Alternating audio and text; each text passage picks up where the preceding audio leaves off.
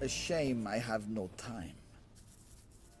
Ambassador Attre, Yennefer suggested I ask you about current events, the war and so on. Of course. The Emperor's servants should keep no secrets from each other. If you will, let us approach the map.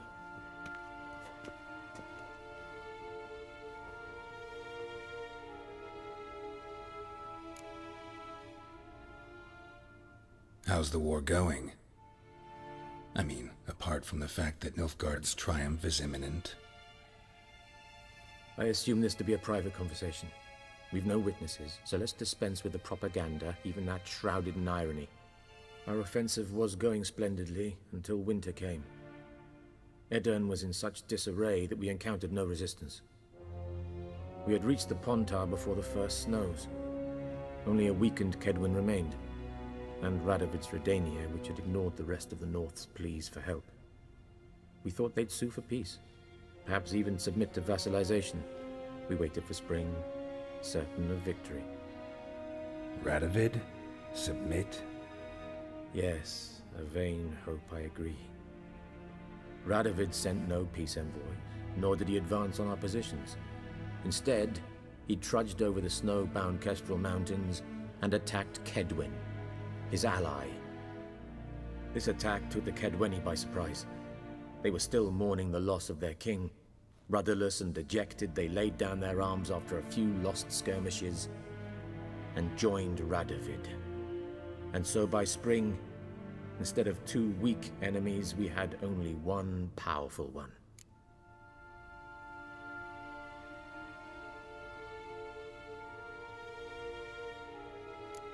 What about Kavir?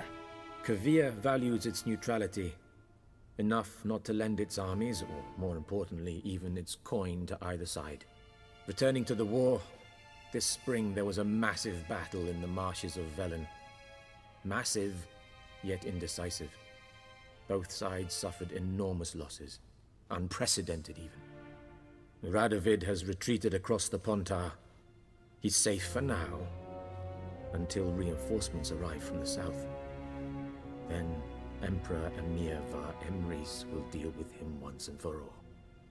Couldn't you just go home? Save everyone a lot of marching, not to mention a few human lives.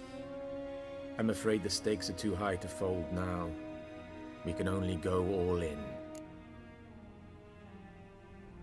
How's the war going? I assume this to be our offensive. Yeah. And so by spring, instead of 2 weak enemies, we had only one powerful one. That admiration I hear in your voice? Radovid is our foe, but I cannot deny he is clever. He played us for fools, particularly dense ones at that. Returning to the war, this spring... Couldn't you... I'm afraid the stake... How do things look in Velen? As bad as ever, perhaps worse. This land never flowed with milk and honey, and now it flows with blood. Armies have swept through it several times, trampling fields, looting granaries, burning villages. Famine grips the populace. So how's ruling that earthly paradise going for you? Not well, to be honest. Our forces are spread thin as it is, and Velen is chiefly swampy forests that are difficult to control. We've had several patrols never return to their camps. Thus, we've temporarily delegated authority in this region to a certain Nordling, a former low-ranking officer in the Temerian army, one Philip Strenger, better known by his nom de guerre, the Bloody Baron. I advise you well, avoid him.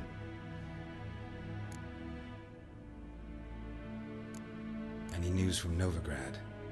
Is the Free City still free? Yes, although everyone knows this won't last.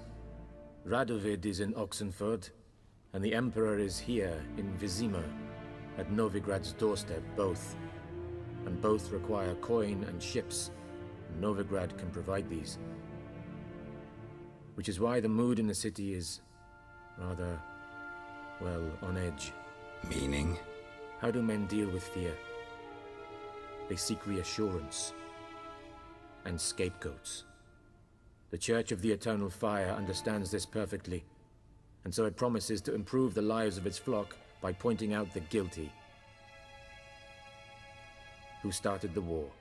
Who profits from it? Why, it's obvious. Mages, elves, dwarves, in a word, any and all deviants. I've been stationed in Novigrad for 13 years. First as a consul, then as ambassador. I've seen a great deal. Cruelty, cynicism, greed. But what is happening there now concerns me greatly. What's new in Skellige? Nothing. The islanders pride themselves on that, don't they? Doing everything according to tradition, as their forefathers did. And like their forefathers, they quarrel with each other, pillage, occasionally attack our transports. This is cumbersome, but nothing more. Skellige has always been a footnote to history, and so it shall remain. Sound awfully confident. What if King Bran manages to unite the Jarls? Lead all the clans against your fleet? King Bran is a feeble old man. From what I know, he barely remembers the names of his own vassals. Uniting all might prove difficult. Thanks for your help. Think nothing of it. May the great sun light your path.